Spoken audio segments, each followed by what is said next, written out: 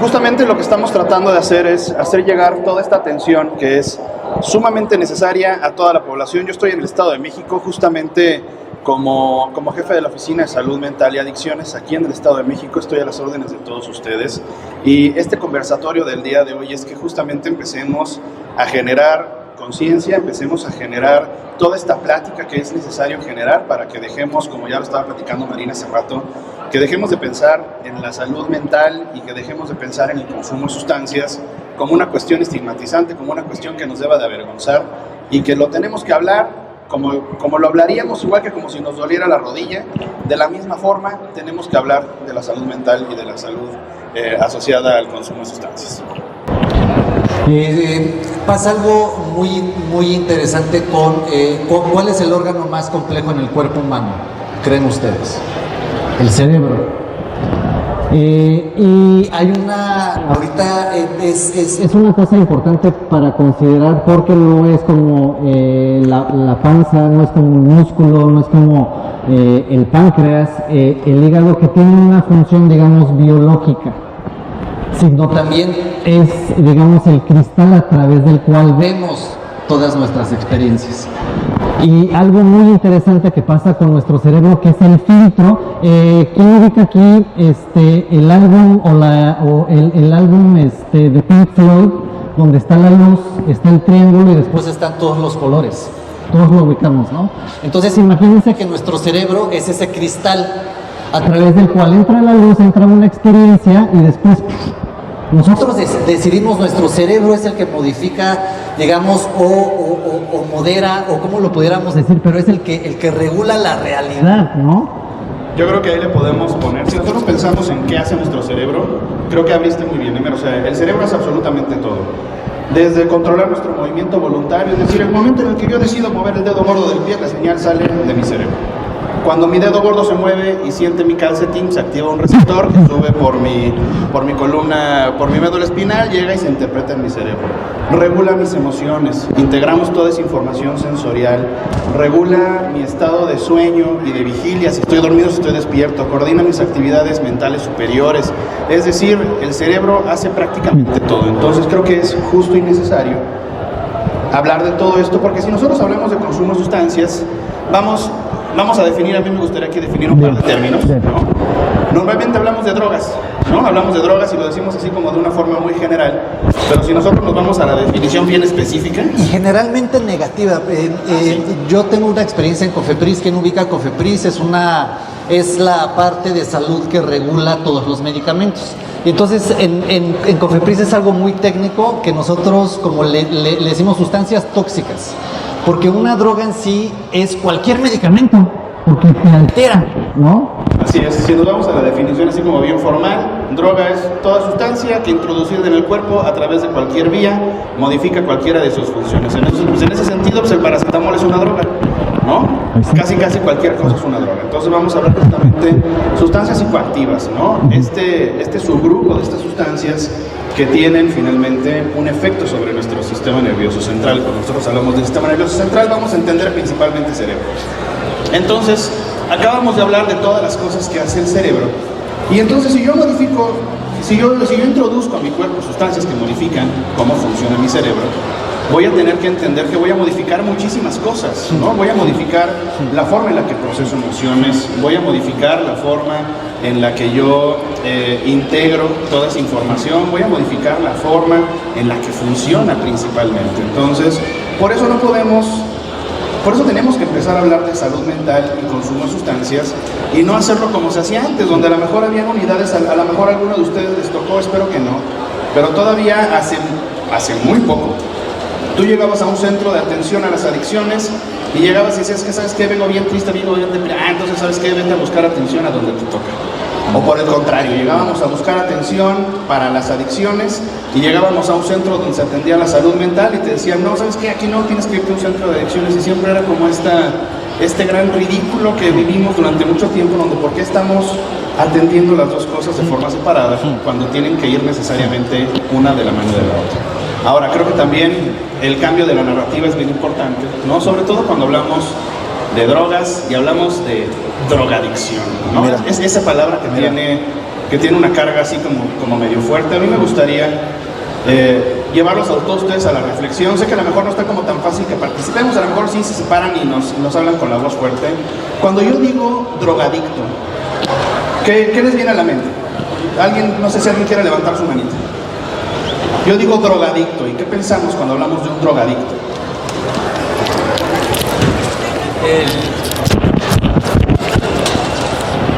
El famoso escuadrón de la muerte, la gente que ya se ve pues muy sucia y con una salud tanto mental como física muy degradada. Esas personas que ya llevan años, ¿no?, estando en la actividad del consumo y que se ven reunidos por lo general en un punto específico, ¿no?, que ya ni siquiera salen de ahí. Es lo que yo pienso en un caso de drogadicción a primera impresión, aunque sí me hace pensar en toda la historia de cómo comenzó, cómo terminó. Sin duda esta persona tiene una historia, ¿no? Pero a lo mejor rescatamos una parte que tú dijiste, ¿no? Yo digo drogadicto y entonces pensamos en una persona enferma, pensamos en una persona aislada, pensamos en una persona que a lo mejor está involucrada en actividades criminales, ¿no? Porque se tiene que reunir con otros como él en un punto específico, apartado de la sociedad. No sé si alguien más quiera decirnos allá de ese lado. ¿Qué quiere decir? A ver. Pues que Mi punto de vista es diferente. Yo lo veo desde el caso de mi hija. Mi hija desde el día que nació con medicamentos muy fuertes. Mira. Ella nació con una tetralogía de Fallot y como bien sabemos, bueno, cirugías a corazón abierto, pasó por epilepsia y pasó por migraña y por muchas otras situaciones y todo lo que entraba a su cuerpo eran drogas. Pues claro. De una forma u otra eran drogas. Okay.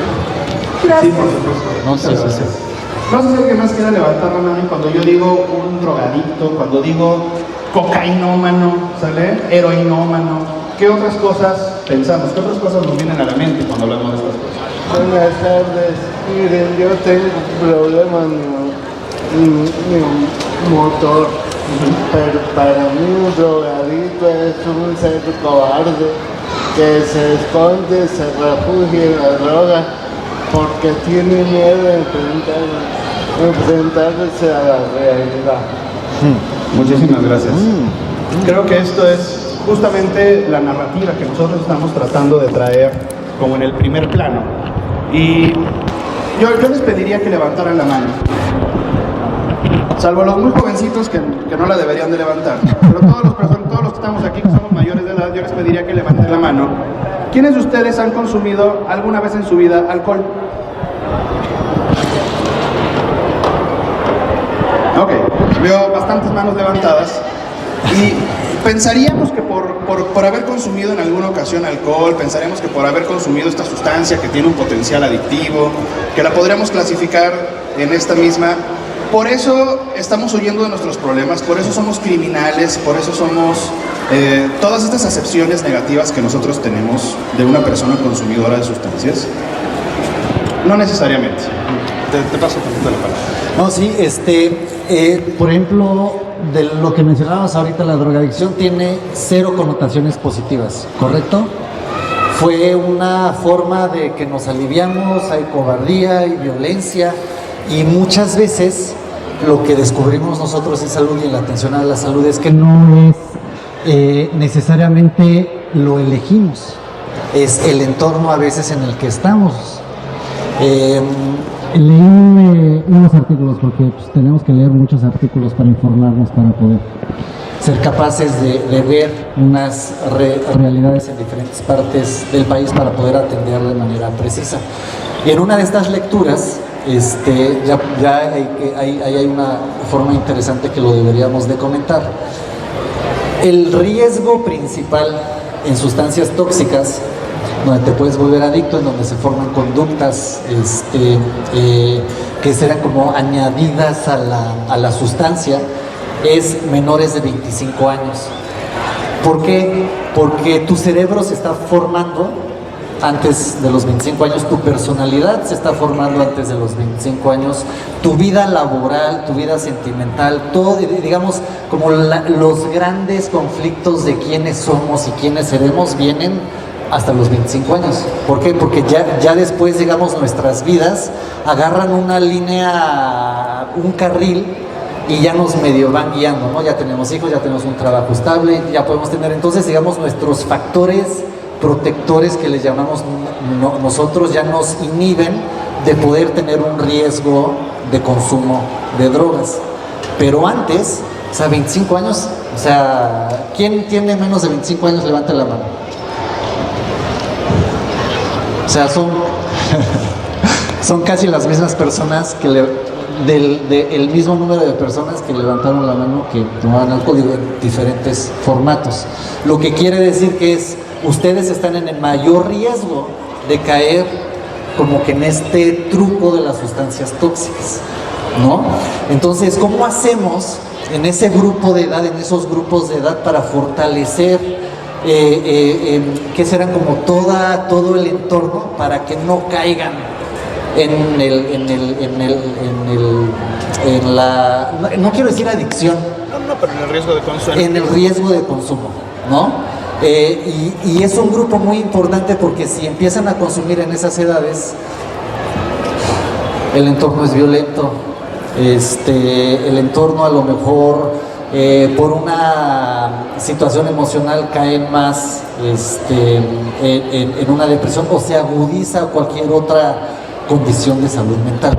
A ver qué podemos comentar ahí. Fíjate, Neme, yo creo que hay muchas cosas que tienen mucho que ver en este sentido y creo que hay, tú hablabas de factores de riesgo, de factores de protección, ¿no? Entonces, si nosotros hablamos de factores de protección, no podemos dejar de hablar de factores de riesgo, ¿no? Eso es importantísimo. Creo que una de las cosas, sobre todo veo que aquí mucha de la gente que está aquí joven viene acompañada de familia, vienen acompañados de padres, vienen acompañados de tíos, abuelos. O de otros jóvenes. O de otros jóvenes, sí, por supuesto, ¿no?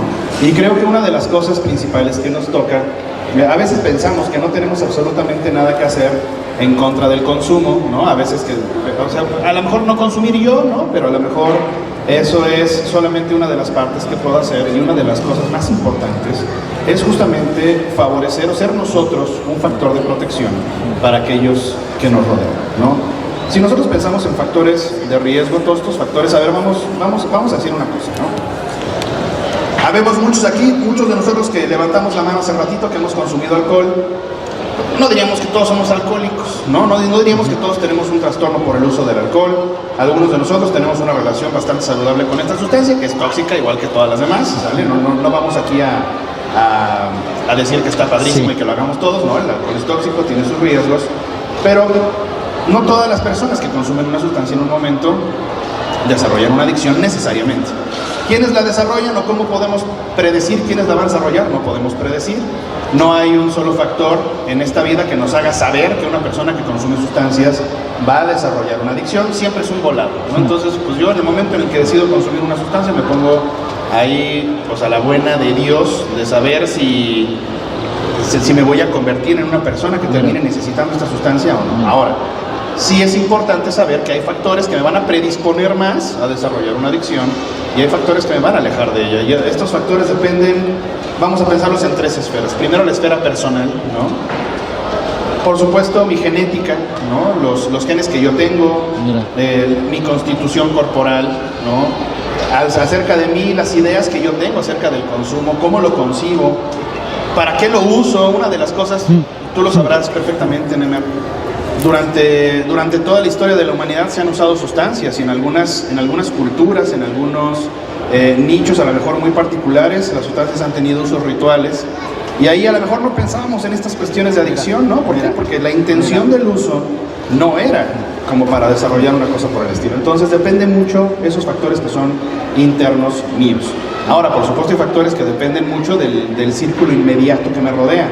La familia, ¿no? Las personas que están alrededor de mí, mis amigos, ¿no? Ahí tú. Entonces voy a empezar a resumir lo que es. Entonces, uno fue la adicción no sucede por un primer contacto, ¿no? No necesariamente. No necesariamente. Puede venir más del comportamiento que tenemos nosotros con esa sustancia, qué tan cerca la tenemos, qué tan cerca está el vendedor, qué tanta edad tengo yo para que un establecimiento me lo venda, el caso del tabaco, por ejemplo, o el caso del alcohol, ¿no? Ya tengo más de 18 años, lo puedo comprar diario, ¿no? Entonces, si lo compro diario, ¿qué pasa? Ya ¿no? Puedo tener un comportamiento adictivo, a lo mejor no soy adicto al alcohol, soy adicto a comprar algo en el Oxxo a las 5 de la tarde todos los días, ¿no? Entonces, ese es uno, ¿no? Un primer contacto o un único contacto con cualquier tipo de droga no necesariamente te hace adicto, y no cualquier droga es por el consumo de una vez ya te engancha, ¿no? Viene más por el comportamiento. Y lo segundo que decía son las esferas de los factores protectores o de riesgo. El primero es yo internamente, ¿no? Mi genética, a lo mejor mi ansiedad, mi estado emocional, no, pero todo lo que es el individuo y la persona. Y eso implica a lo mejor el chequeo constante que tengo que hacer yo como persona. Y la segunda esfera es ya mi entorno inmediato, mi familia, mis tíos, mis amigos, qué tanto mi entorno fuera de mi ser está en contacto o deja entrar, digamos, esas sustancias tóxicas, ¿no? Por supuesto, y creo que aquí vale la pena mucho agregar algo, ¿no? O sea, el hecho de que, digamos, no por una vez probablemente te enganches, porque no se trata de vender un terror necesariamente, porque no se trata de vender terror, y tampoco se trata de decir, pues pruébenle, ¿no? Y ahí, a ver, pues total, el riesgo de que suceda es bajo, mediano o alto, no importa, ¿sale? Lo que nosotros queremos transmitir aquí es, tenemos que estar muy pendientes de cuáles son los factores que a mí me pudieran llegar a poner en riesgo de consumo y cuáles son los factores que yo puedo buscar alrededor mío para mantenerme un poquito más seguro. Por supuesto, aparte de estas esferas, ¿no? La inmediata, la personal, hay una tercera esfera, todas estas cuestiones que están, digamos, como mucho más allá del control que yo puedo tener, ¿no? La percepción que tiene en este momento la sociedad del consumo de sustancias, las políticas, ¿no? Ahí sí las llamamos las políticas de drogas, ¿no? La accesibilidad a los servicios de salud, que en este momento estamos trabajando muy fuerte para poderlos acercar a toda la población y que todos podamos recibir pues esa atención que necesitamos.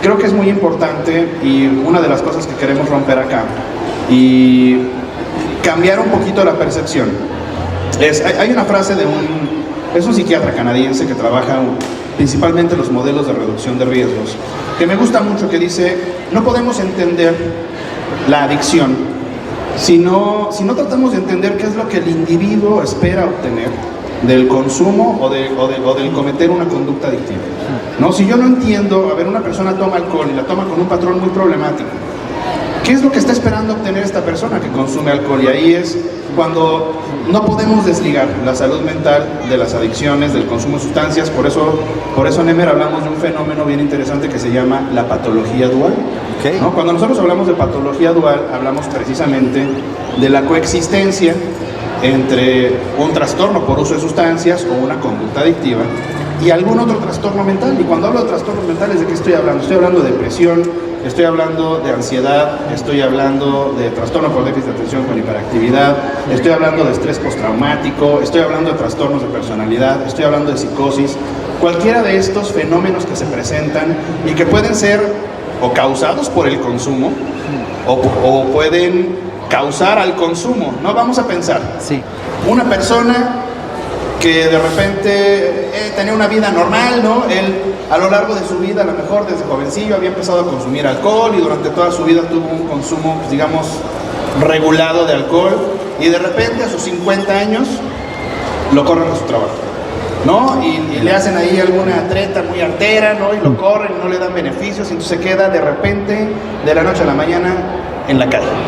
Y entonces esta persona, pues no muy probablemente, pero uno de los caminos posibles es que esta tristeza, esta frustración, esta desesperación que nos causa el de repente encontrarnos sin cómo proveer, ¿no? Que voy a tener que modificar mi estilo de vida, que ya tengo 50 años, que ni siquiera me dieron una carta de recomendación, que quién me va a querer contratar, y de repente un día se toma una copita y dice: ay, bueno, como que sí me relajó, ¿no? Y entonces, pues, ¿qué hago? Pues empiezo a consumir más alcohol y más alcohol y más alcohol para relajarme más y más y más, sin a lo mejor yo entender que el alcohol lo que va a hacer es disregular mi estado de ánimo, causándome en los estados de abstinencia más ansiedad. Y que lo que voy a yo hacer es consumir más alcohol para calmarme, y entonces entramos en ese círculo vicioso que nunca termina. Ahí nosotros pensaríamos que esta persona empezó a consumir el alcohol como una forma de automedicarse. ¿No? ¿Por qué? Porque muchos de nosotros no tenemos acceso a la salud mental adecuadamente o nunca hemos tenido la necesidad de acercarnos. Yo les preguntaría otra vez, así bien rápido, ¿quiénes de todos ustedes, por favor, alguna vez en su vida han ido al doctor? Por una gripa, por una infección, porque se rompieron Todos, ¿no? esto, por el otro. ¿Quiénes de ustedes van a psicoterapia? No todos.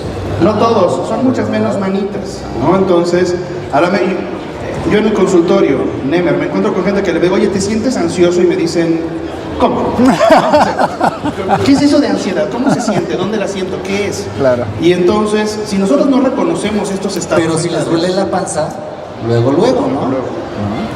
Entonces justamente queremos generar esta conciencia, ¿no? Esta persona empezó a sentirse ansiosa, empezó a encontrar en el alcohol una forma de automedicarse, pero por supuesto el alcohol no es un medicamento, no es una sustancia que esté diseñada para eso, y entonces nos disregulamos y terminamos haciendo un borlote más grande del que teníamos originalmente. Pero esta persona empezó a consumir porque quería sentirse mejor, ¿no? Quería dejar de sentirse mal, y creo que eso es una de las cosas que con mucha nobleza y que con mucha empatía tenemos que entender en el consumo de sustancias.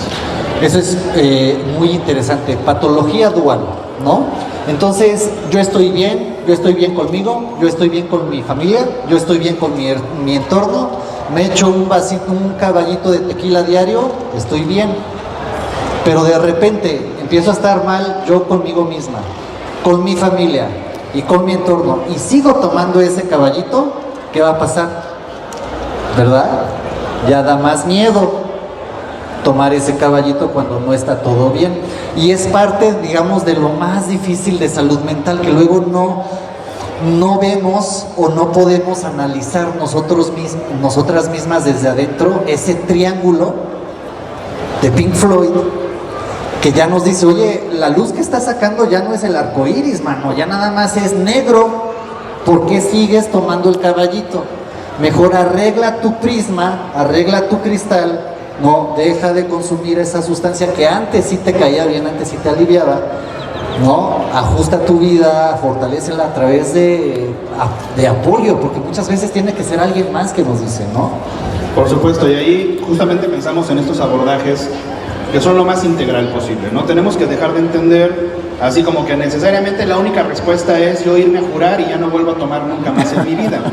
Eso es algo que habitualmente encontramos, y está bien, o sea, si fui, juré y nunca volví a consumir, pues que bueno, nunca volví a consumir.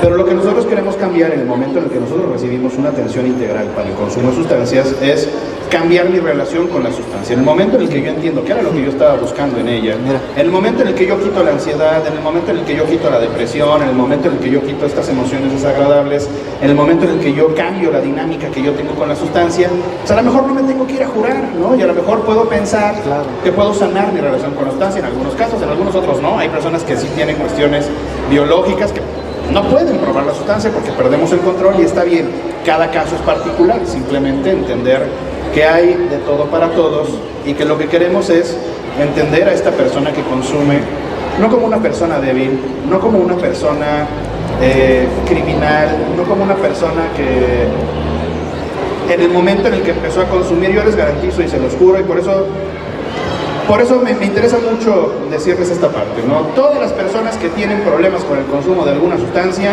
cuando empezaron no querían tener problemas. O sea, nadie empieza a consumir algo y dice, ay, sí, puta, dentro de 5 años quiero que ya me estén anexando. O sea, nadie. Todos empezamos y decimos, me sirve para esto, me sirve para el otro, en este momento lo tengo en control. ¿Y cuando dejamos de estar en control? En el momento en el que dejamos de estar en control. Y eso se da en muchas ocasiones, de un momento para otro, y nunca podemos saber con certeza cuál fue ese momento en el que se presentó. Entonces voy a retomar aquí la importancia de la lectura. La lectura es un proceso que, a diferencia a lo mejor de cualquier otra actividad cultural, si estás en el libro, estás leyendo la historia, tu entorno es esa relación con la historia. Y lo que pasa con la lectura es que fortalece mucho nuestra conciencia, nuestro prisma, nos hace muy conscientes de que estamos, digamos, teniendo una interacción con una persona que no está presente. Puede ser un griego, puede ser Platón ya se murió hace no sé cuántos años, y en cambio lo leemos y estamos interactuando con alguien de que vivió hace 5000 años, nos está contando una historia.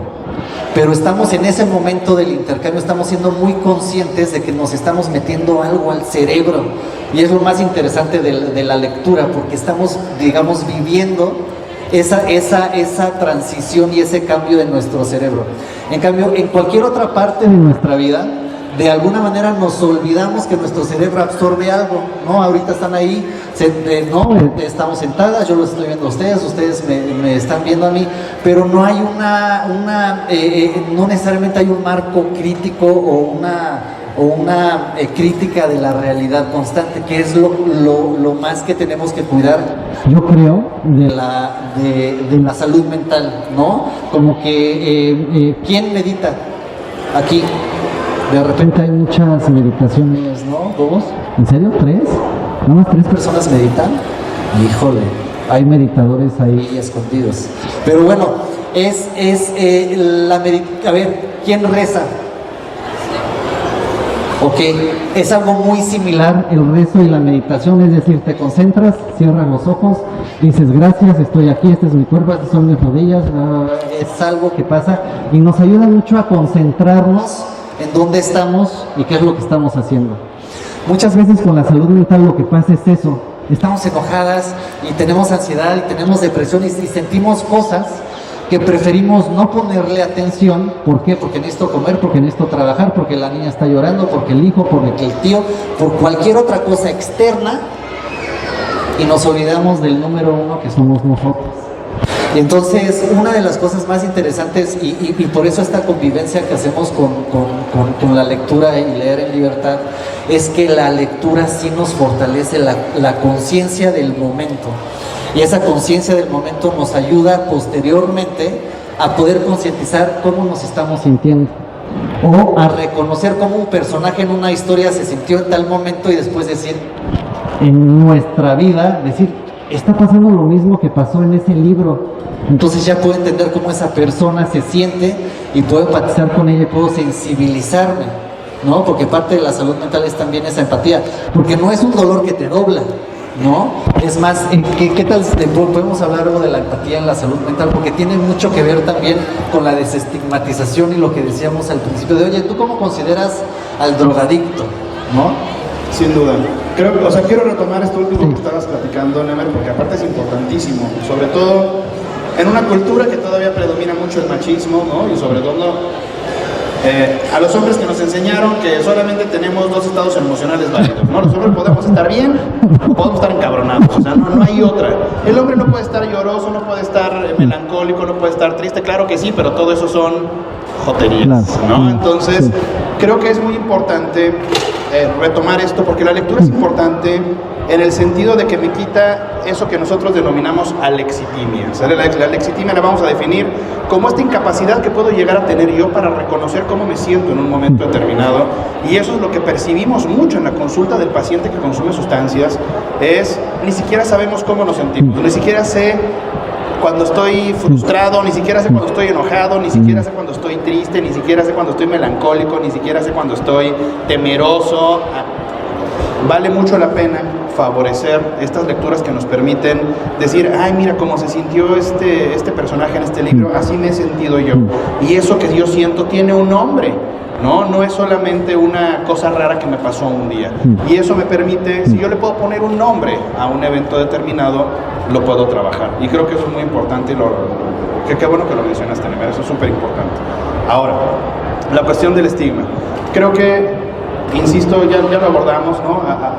Atender la salud mental y atender las adicciones, el consumo de sustancias desde la empatía es muy importante. Y la empatía, por supuesto, la tenemos que tener los profesionales que estamos de este lado, porque lamentablemente la gente... Hay una brecha importantísima en la atención a la salud mental y a las adicciones. ¿Esto qué quiere decir? Que solamente 1 de cada 5 personas que tienen un trastorno por uso de sustancias, o sea, una adicción, solo 1 de cada 5 recibe la atención que necesita. Muchas de estas personas que no reciben atención lo hacen, o no lo hacen más bien, porque se enfrentan a una infinidad de barreras que no nos podemos imaginar. Entre ellas, por supuesto, barreras estructurales, ¿no? Donde a lo mejor no tenemos los servicios, no los conocemos, no están disponibles, hay muy poquitos, etcétera, etcétera.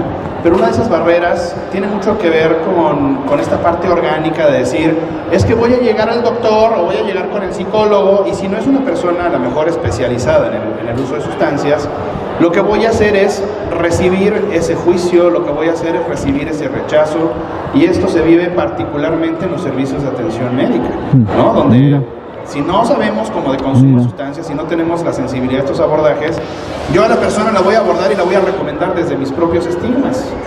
A lo mejor en el mundo de la psicología sí recibimos o se recibe una atención un poquito más, una educación un poquito más enfocada a esto. Pero por ejemplo en medicina es complicado, ¿no? En medicina te enseñan a atender la intoxicación, ¿no? Claro. Te enseñan a atender la parte de toxicología, pero ya el abordaje del paciente se vuelve muy distinto. Entonces, usted está aquí porque quiere y lo atienden al final porque viene borracho, ¿sí me explicó? Sí. Y esos estigmas son los que estamos tratando de romper a través de la implementación de estrategias que nos permiten sensibilizar al personal no especializado en salud mental a reconocer el uso de sustancias y atenderlo de manera adecuada. Creo que eso, por supuesto, en el profesional es importante, pero esto lo tenemos que vivir también en casa, ya era lo que yo les estaba tratando de transmitir hace un momento, que veamos con un poquito más de nobleza a estas personas que consumen. Yo sé que en muchos casos venimos de dinámicas ya sumamente desgastadas, de donde ya es un problema tras el otro, y que ya no es la primera y que ya va la de 1500, o en otros casos que a lo mejor por asociación de un caso conocido detecta un adolescente que está consumiendo y vámonos al anexo, ¿no? Y entonces, lejos de ser una experiencia terapéutica, termina siendo una experiencia traumática que genera más dolor y por lo tanto mayor proclividad al consumo. Creo que es muy importante que desde casa favorezcamos esta visión de tratar de entender qué es lo que está viviendo esta persona, qué es lo que está sucediendo, qué es la finalidad que este consumo está teniendo.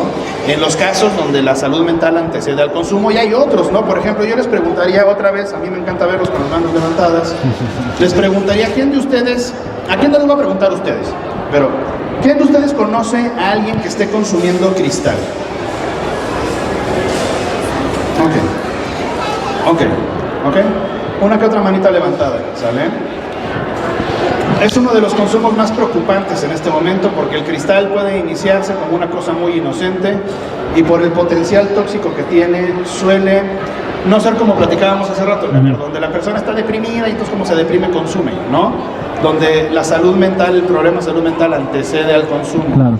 En muchos casos el usuario de sustancias, particularmente cristal metanfetamina, por ejemplo, es una persona que de repente dijo, está de moda, está disponible en todos lados, a lo mejor el amiguito lo hace, quiso probar, y el cristal tiene el potencial de producir psicosis, ¿sale? Y lo hace muy rápido. Es muy común que a lo mejor si nosotros conocemos una persona que consume cristal, lo veamos que está viendo cosas que no están ahí, que está escuchando cosas que no están ahí, que está paranoide, ¿no? Es decir, que está pensando que lo persiguen y que está viendo cámaras y está viendo drones y se asoma por la ventana y piensa que...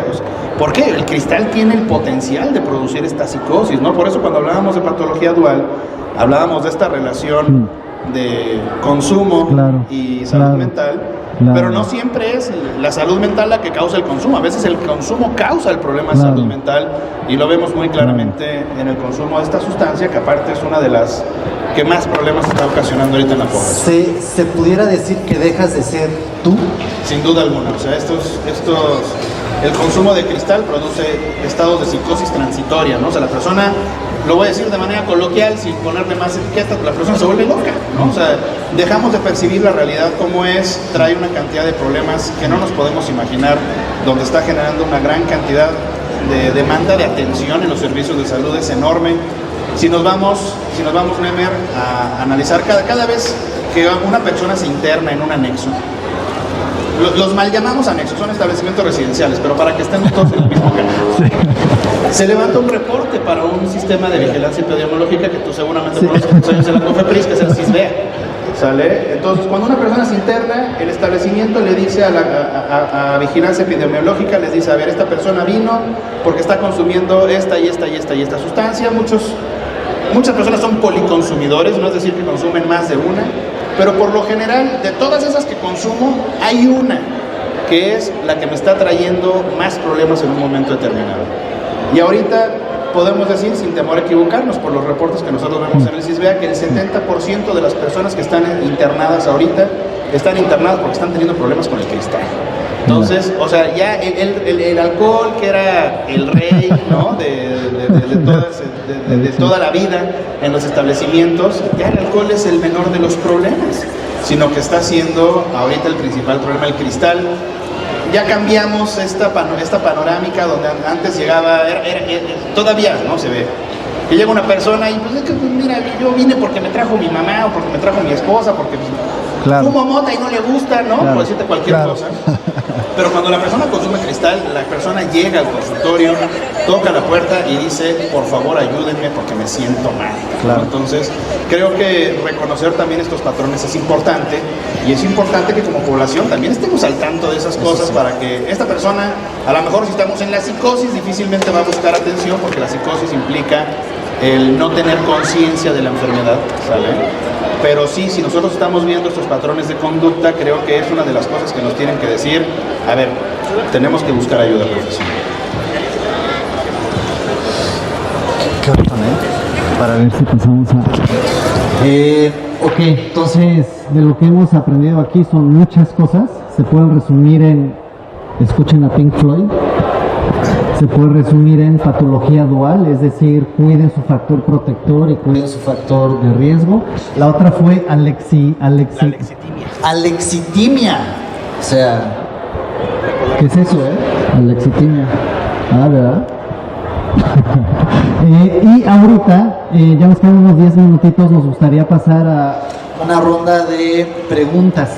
Que si tienen preguntas específicas, dónde se atienden, cómo se pueden atender, qué hacen, si quieren compartir alguna experiencia. Todo esto es sobre sustancias tóxicas y consumo. ¿Quién quiere levantar la mano? ¿Quién se rifa una pregunta? Jóvenes, una pregunta, sin miedo. A ver.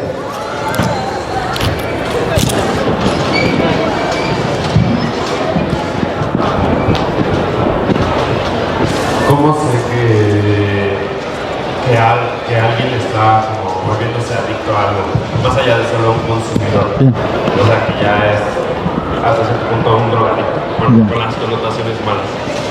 Esa es una muy buena pregunta y creo que eso vale la pena que todos lo reconozcamos, porque hay varios criterios que nos indican que una persona ya está teniendo problemas severos con el consumo de una sustancia. Vamos a retomar esto que dijiste porque es bien importante. No todo uso es adicción, ¿sabes? Hay personas que usan las sustancias y que tienen a lo mejor usos moderados, usos ocasionales, usos experimentales, ¿no? Esos primeros que podemos llegar a tener, usos periódicos, ¿no? Es decir, ya es como con una determinada frecuencia cada semana o cada mes o cada X, y dependiendo de los problemas que le causa a la persona, no de la frecuencia del uso, porque eso es una forma de clasificarlo.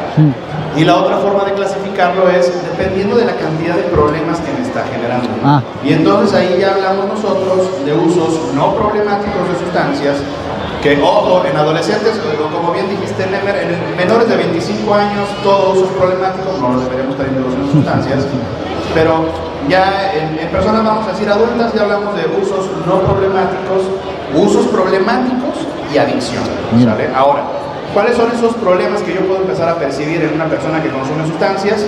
Número uno, la persona consume más de lo que tenía la intención de consumir o consume durante más tiempo. No vamos a pensar, vamos a hablar de alcohol, ¿sale? Entonces, me voy a salir a echar 2 chelitas, ¿no? Y amanece 2 fines de semana después en Tijuana, ¿no? Entonces, o sea, ese consumo no estuvo medido, ese fue un consumo sumamente problemático. Otra de las cosas es intentos por abandonar el consumo, ¿no? Esta persona dijo, ¿sabes qué? Ya estuvo bueno, ya no lo quiero hacer, ya me cansé, y entonces a pesar de esa buena voluntad, por una cosa o por otra, retomamos el consumo, a pesar de estos intentos, ¿no? Hablamos también de que la persona invierte más tiempo tanto en conseguir la sustancia, consumir la sustancia y recuperarse del consumo, ¿sale? Todo ese tiempo invertido puede llegar a ser sumamente problemático.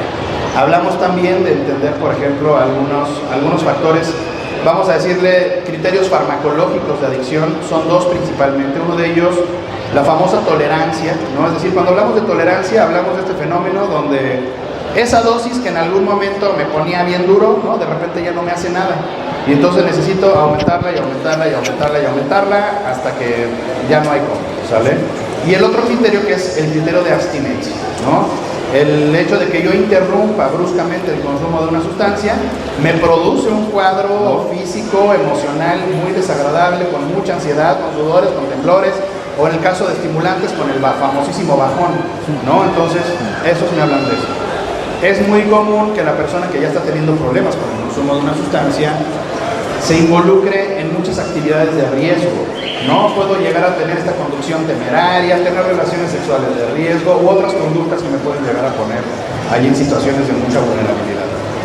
En la cuestión como de deterioro social es bien importante, porque entonces esta persona que tenía un determinado número de actividades que le gustaba hacer con sus amigos, salir y divertirse, de repente ya, si no hay consumo de por medio, ya no quiero hacer nada, ya me cuesta trabajo motivarme para estar con las personas con las que quiero y para hablar de otras cosas.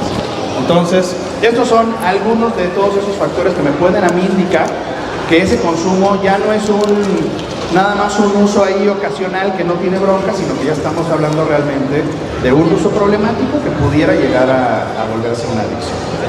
No sé si respondo la pregunta con esto. Sí, bastante. Y es una pregunta muy importante. ¿Cómo determinamos el consumo de sustancias y de repente corte a adicción, ¿no? Y es, dejo de ser yo, dejo mi vida por consumir, ¿no? Dentro de muchos factores.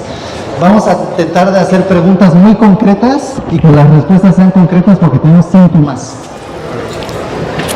Buenas tardes, mi nombre es Víctor. Quisiera que me definieran más el término que dijiste hace un momento, alexitimia. Justamente cuando nosotros hablamos de alexitimia, hablamos de a lo mejor la incapacidad que yo tengo de entender cómo me siento. Muchas veces, sobre todo cuando no nos enseñaron, porque también tenemos que tener educación emocional, a veces me siento mal, me siento raro, pero no le puedo poner nombre a eso, cómo me siento. Entonces, pues yo siento, o sea, sé que no estoy bien, pero si me digo, estás ansioso, no sé, estás angustiado, no sé, estás temeroso, no sé cómo me siento. Entonces me siento mal, pero no le puedo poner nombre. Eso es la alexitimia, no poder definir cómo me siento. Nomás brevemente me gustaría compartir una experiencia. Yo cuando fui estudiante de preparatoria, tenía un compañero que era adicto en aquel entonces a los solventes. Muchas veces llegaba este compañero y veía en su estado de ánimo decaído.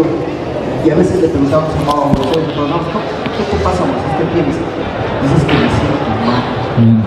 Necesito un toque, necesito algo para sentirme bien. El asunto es de que yo creo que los seres humanos tenemos esa incapacidad de poder de alguna manera definir lo que estoy sintiendo. Sí, claro. Si estoy enojado, si tengo angustia, si tengo una depresión, creo que ahí está, creo yo, el punto central para que una persona pueda buscar, como estamos diciendo, una salud mental. Justo, es un factor de riesgo. Muchas gracias por esa aportación. Yo ahí sumo la importancia de la lectura, porque obviamente muchas de nosotras no nos podemos ver al espejo, y más emocionalmente. Es difícil reconocer cuando necesitamos ayuda, cuando estamos débiles, y más si somos hombres, ¿no? Porque tenemos que poner la fachada de que no me pasa nada. Pero leer, ¿no? Que es un intercambio íntimo, nos ayuda mucho a reconocernos por lo menos en nosotros mismos que sí somos débiles y que necesitamos el apoyo y cariño de muchas, pero si no leemos, no es difícil. ¿Cuál fue la razón por la que fueron creadas las drogas y ¿cómo se llama? Ya se me fue.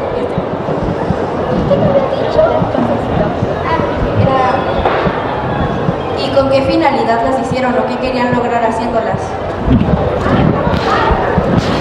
Yo empiezo y tú eres más experto. Yo creo que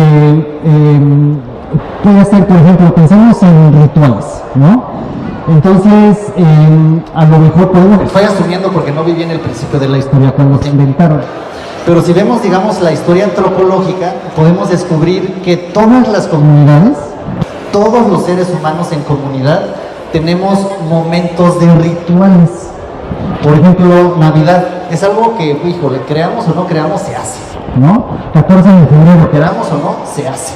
Y entonces en todas las comunidades, a lo mejor una vez al mes o una vez cada 2, 3 meses, toda la comunidad se juntaba, viviendo cerca de 2 años, entonces les puedo contar, tocan los tambores, cada 2 meses toda la comunidad se junta, en todos los lugares de África se juntan, tocan su tambor, hacen su fogata, hacen su carnita, hacen su kermés y se juntan. Y siempre hay alcohol, siempre hay peyote, siempre hay ayahuasca, siempre hay algo que te permite dentro de la sociedad no ser tú, porque también luego cargamos el peso de la realidad.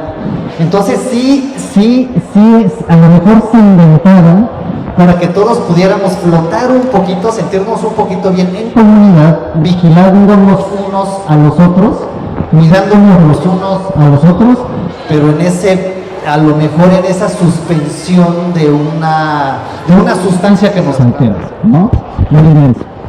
Yo ahí aportaría, y lo diría de la siguiente manera. Te lo voy a decir así como de una manera que suena muy tonta, es la primera vez que lo digo, pero se me ocurrió ahora que lo dijiste, las drogas no se crean ni se destruyen, solo se transforman, ¿sale? Las drogas han estado presentes desde los albores del inicio de la humanidad, y no solamente los humanos las consumimos. Las sustancias que pueden llegar a intoxicar las consumen otros animales. Hay animales que dejan que las frutas... ¿El alcohol de dónde viene? El alcohol viene de las frutas. El alcohol es una sustancia natural. Tú dejas que una fruta se eche a perder y vas a tener alcohol. Y hay animales, hay jirafas que dejan ahí que se pudran algunas frutas y luego van y se las comen y se emborrachan, ¿vale? Entonces, ¿qué es lo que los humanos buscamos? Eso es justamente lo que hace que las estemos constantemente creando. Ahora, las drogas, como las consideramos actualmente, eso es una visión muy nueva. Durante muchísimos años, las sustancias habían estado ahí y surtían sus efectos, y nunca habíamos tenido esta cuestión como de enemistarnos con la persona que la consume ni con la persona que las produce, sino que eran parte simplemente de muchos rituales alrededor de la vida, durante o con los que algunas personas desarrollaban problemas y las otras no. Pero como la intencionalidad de consumo había sido distinto a lo largo de la historia, probablemente nunca habíamos tenido esta cuestión como de pensarlo en esta cuestión como más antagonista con la sustancia y con la persona que lo usa. Entonces han estado ahí siempre y van a estar ahí siempre. Eso es lo que a lo mejor me gustaría compartirles, pensar en un mundo sin sustancias y sin personas que las consuman. Es utópico, ¿sale? Es irreal pensar que vamos a vivir en un mundo sin drogas y en un mundo sin drogadictos, ¿no? Eso no existe. Entonces por eso tenemos que hacer las paces con las personas y tenemos que hacer las paces con la sustancia. ¿Qué tal? Buenas tardes. Bueno, antes de realizar mi pregunta quiero compartir rápido mi experiencia. Bueno, entiendo muy bien lo de la patología dual, dado que yo estuve internado en el Fray Bernardino un mes por cuestión donde me diagnosticaron depresión.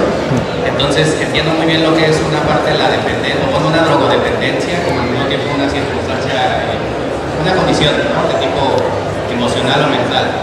Ahí me encantó porque por un lado se me preguntó en este caso si yo quería ser intervenido de cierto modo. También tengo la desafortunada experiencia de haber estado anexado. En este caso no se me preguntó, fue contra mi voluntad. Entonces, aclaro, vengo acompañado de mi papá, pero no fue mi papá quien me anexó, al contrario, digamos que me sacó otro familiar quien me anexó, quien no tenía nada de conocimiento sobre terapia ni mi condición, en fin. ¿Hasta qué punto es ética la intervención en este caso de una persona que sufre de una drogodependencia? Ahí yo te contesto con base en los términos que establece actualmente la Ley General de Salud. Antes la Ley General de Salud hablaba de 3 tipos de internamiento. Hablaba de un internamiento voluntario, ¿no? Es decir, que la persona reconoce que está teniendo un problema y entonces va y busca internarse. Hablábamos de un internamiento involuntario, ¿sale? Donde la persona estaba teniendo problemas y pues oye, pues lo tienes que internar, ¿no? Pues ni modo, porque es un peligro para sí mismo y para los demás. Y hablaba de un internamiento indicado, ¿sale? Es decir, que incluso a lo mejor una figura judicial podía decir, ¿sabes qué? Como parte de un proceso que estás viviendo, te tienes que internar para recibir atención a las adicciones. La Ley General de Salud en el artículo 72 se moderniza en mayo de 2022 y entonces marca actualmente que todos los internamientos, no solamente para adicciones, sino para salud mental, deben de ser voluntarios, ¿sale? Yo ya no sé quién sigue, ustedes me dicen. O sea, desde el punto de vista, si tú me preguntas, pues legal, eso es lo que es legal, Desde el punto de vista ético, yo te diría, a veces, no en todos los casos, ¿no? Pero yo creo que sí hay casos donde se deben hacer excepciones, sobre todo si la persona está en psicosis, la persona puede ser un riesgo para sí misma, puede ser un riesgo para los demás, si está en un estado impulsivo, si está con ideación suicida.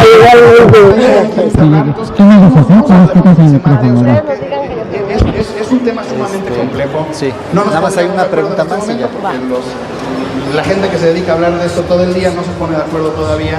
Lamento mucho que hayas vivido un internamiento involuntario y creo que eres iba a preguntar hace evidencia rato, pero viviente, bueno, ¿no? De que la atención a la salud mental y la atención a las adicciones químicos, funciona mucho mejor que si es de contrarrestan mutuo ese acuerdo, tipo por lo de menos, si adicción. la persona Sí, sí hay. por lo menos Sí, está de Sí, acuerdo. son Entonces, qué drogas bueno que también. recuperaste el nuevamente Es droga contigo. contra droga, Y sí. gracias Sí, por tu pero sí hay. muy importante. Pero te hacen adictivo a la vez, o ya no. Esa otra. No, ya no. Ya no.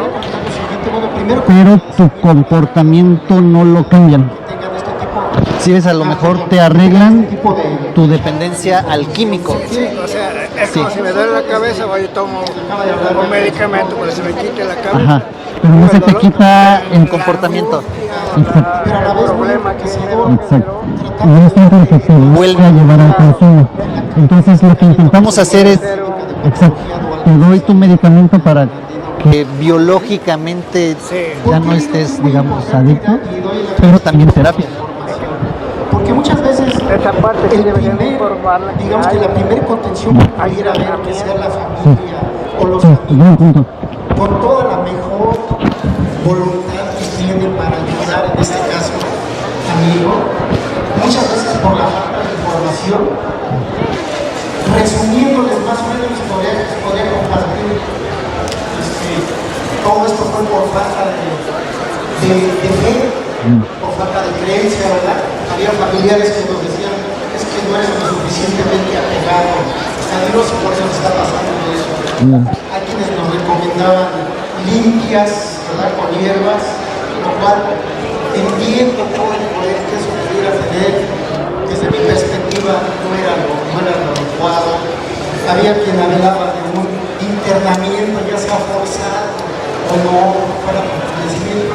Yo siempre estuve a favor de que siempre tenía que ser con la información y con información de este tipo, que era con lo que yo estoy convencido. Digo, mi formación es de psicólogo y también tengo otra carrera como pedagogo.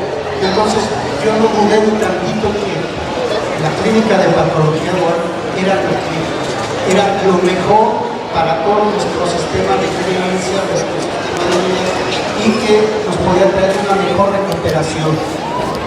Estaría chido que terminaras informando a lo mejor lugar y donde. Sí, y ya, porque ya es la última. Sí. Y entonces, ¿a qué nos enfrentamos?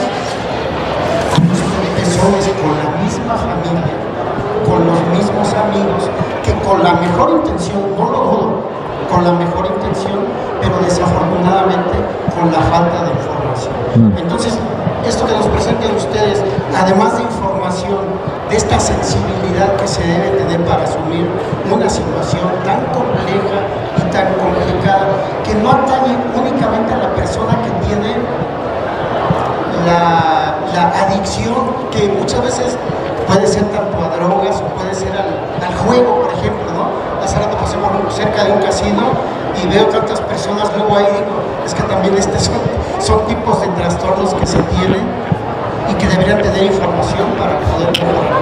Es lo que les quería compartir y también de la misma forma agradecerles.